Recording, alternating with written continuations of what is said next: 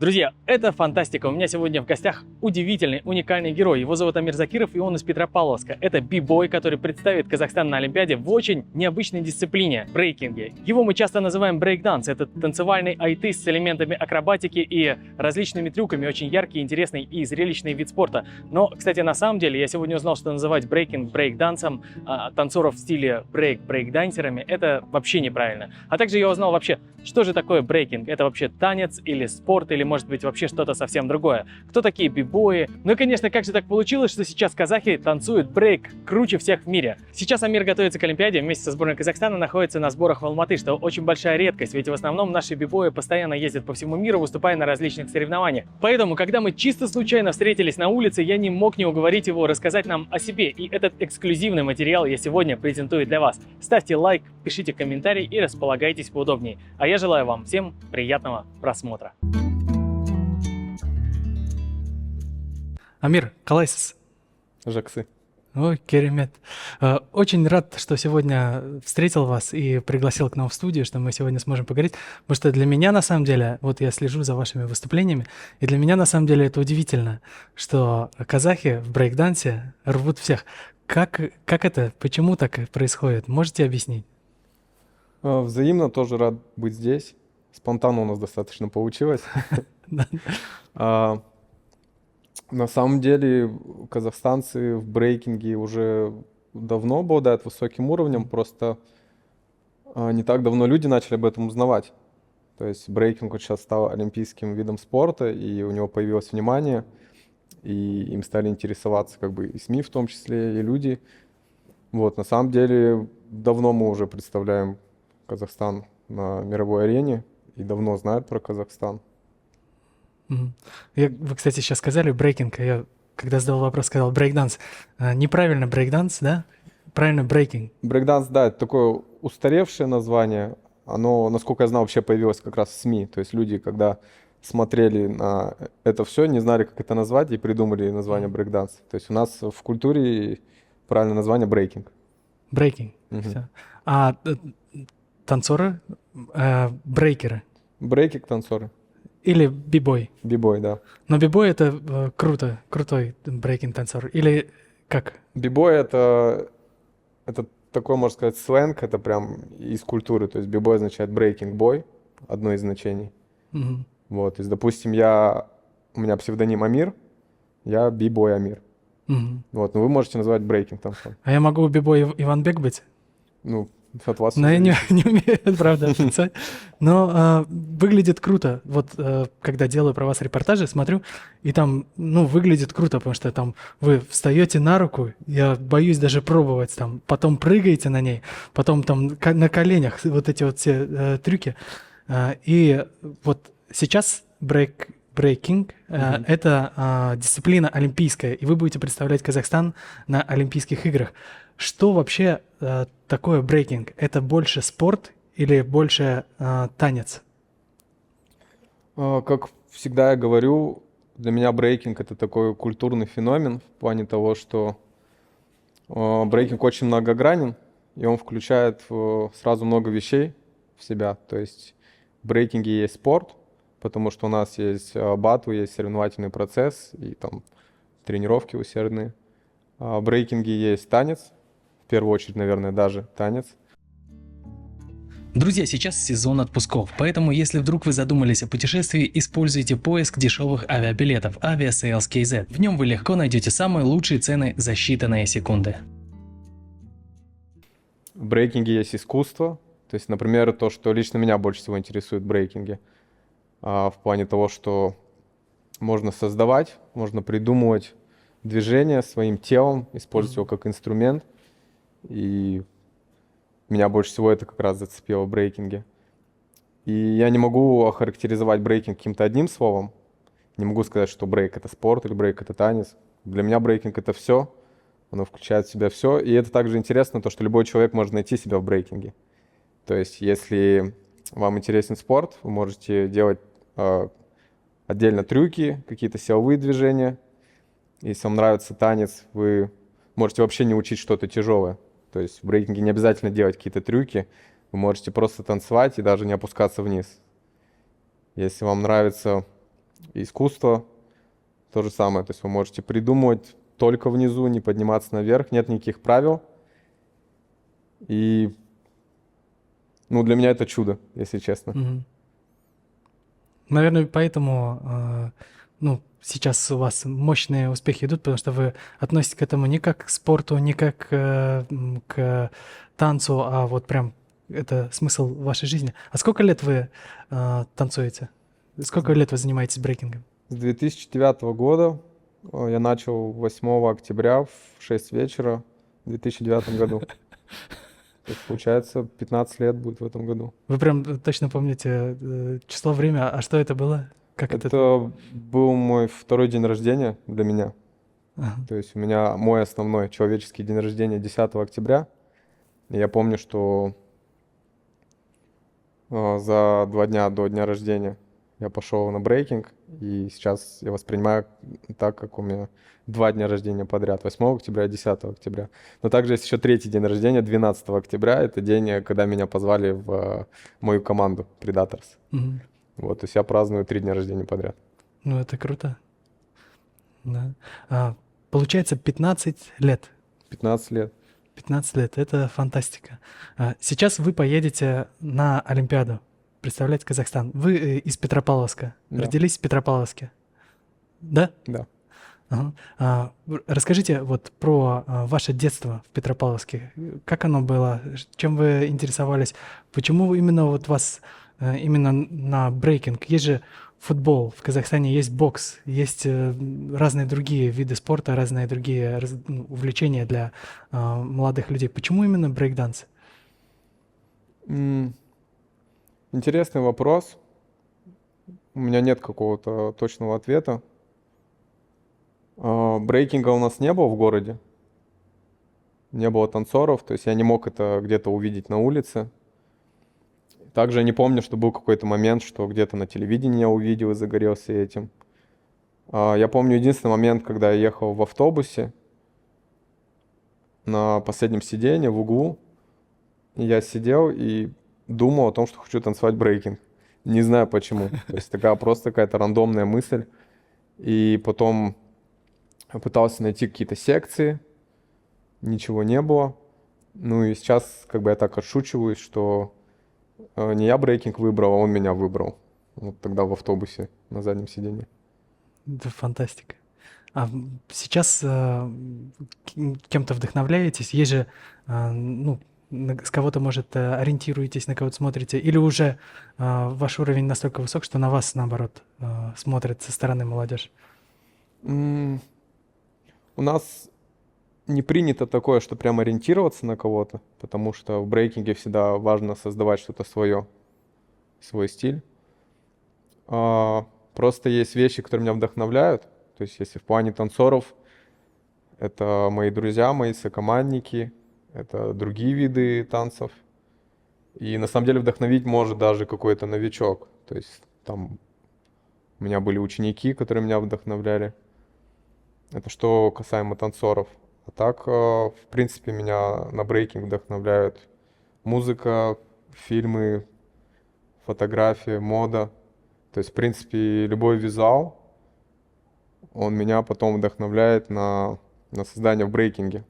То есть для меня искусство — это что-то такое большое, что включает в себя много всего, и оно все связано. То есть когда я смотрю какой-то хороший фильм, для себя я развиваюсь как танцор. Вот я воспринимаю это так. То есть я ищу вдохновение во многих вещах. Это фантастика. Уникальный у вас, уникальная судьба, уникальный взгляд на жизнь. То есть вы родились уже, видимо, танцором, просто в Петропавловске. Не знаю. Не хочется создавать какой-то ореол там чего-то уникального. Мне кажется, много людей так думают, просто немногие озвучивают или немногие там осмеливаются жить как-то, как хотят, как чувствуют. Ну, в общем, не хочу я себя в таком виде предоставлять. Ну, еще и скромный человек. Скажите, вот вы поедете на Олимпиаду, на Олимпийские игры. Сейчас вот я, когда слежу за брейкингом, я вижу только победы там. Ну, второе место бывает. Вот у вас было второе место, когда вы взяли лицензию. Мгм. А, Какие шансы, как вы думаете, у Казахстана завоевать медали по брейкингу на Олимпийских играх? Шанс есть всегда. Дело в том, что это очень субъективно, судейство на брейкинге. И, к сожалению, это работает не как во многих других видах спорта. Так что спортсмены тренируются, и как бы кто больше времени провел в зале, тот и выиграл. У нас, к сожалению, все гораздо сложнее. Очень много факторов. Например, у нас нету какой-то программы, которую мы заранее заучиваем в зале и потом показываем на Олимпиаде. У нас происходит импровизация, то есть у меня много движений, и непосредственно перед самим батлом я сажусь и анализирую, кто будет мой соперник, какие его слабые, сильные стороны, какие движения сделать против него, какие движения сэкономить на финал. То есть вообще основной момент вот происходит именно там на Олимпиаде, как я выстрою всю эту стратегию. Другие моменты, что просто банально можно подскользнуться на полу. Вот, поэтому говорить какие-то слишком высокие слова и обещать золото я не могу. Я могу обещать, что я сделаю все, что зависит от меня. В общем, болеть можем, да? А Конечно, вы поборетесь. нужно. Все, договорились. Я вот еще подумал, сейчас вот мы когда рассказывали про столько разных факторов, там, что может быть и ну, судейство неоднозначным может быть, и вот как вообще вот, если посмотреть на конкурентов, Казахстан сейчас в общем мировом плане, вот ну, мы знаем, что в брейкинге японцы очень сильные, американцы, да, мощные. Казахстан сейчас на каком месте в мире? Я стараюсь не оценивать по местам, в плане, что там первое, второе, третье, лучшие и так далее. Я как-то это группирую, то есть для меня есть, в принципе, там высокий уровень, средний уровень, низкий уровень, и Казахстан, он сейчас на высоком уровне.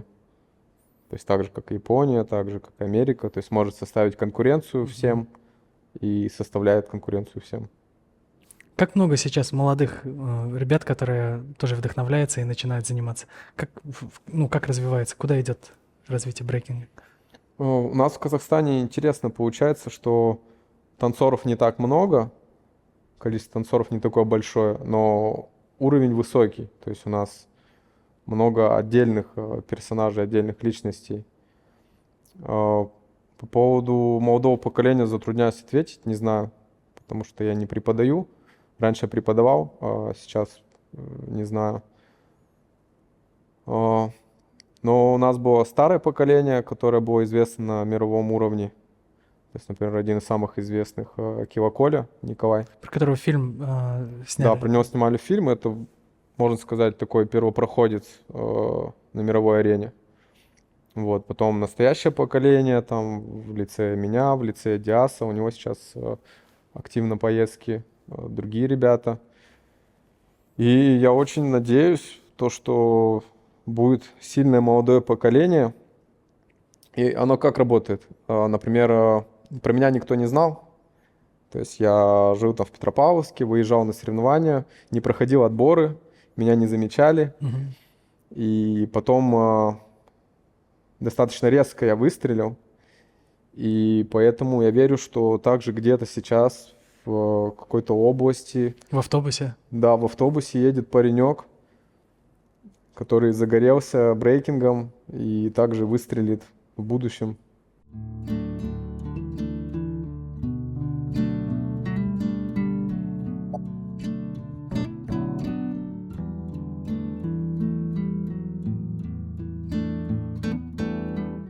Это круто. Вообще, брейкинг очень интересно. В детстве, я помню, в школе у нас были ребята, я 87-го года, в школе это был 95-й, 97-й года. Я помню, старшие ребята постоянно собирались и танцевали там, они что-то клали там и крутились на головах. Вот. Что самое сложное И вот, ну, я не думал просто, что до такого уровня может дойти, что будет олимпийским видом спорта, а сейчас я уже это понимаю, поэтому мне интересно, а что самое сложное в жизни брейкера? Как проходит день вот ваш? Это тренировка, тренировка, тренировка, режим, дисциплина или как? Это все очень индивидуально. То есть у отдельных танцоров отдельная история. Это зависит от страны, зависит там от индустрии. То есть, например, в Японии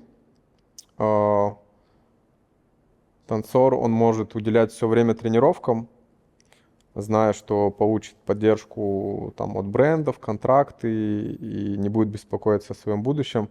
Вот, у нас, к сожалению, это все не так развито из-за того, что экономика слабже. И приходится думать о том, что в будущем-то чем заниматься, потому что всю жизнь не получится танцевать. Вот, мне кажется, это самый сложный момент, наверное, для танцоров в Казахстане.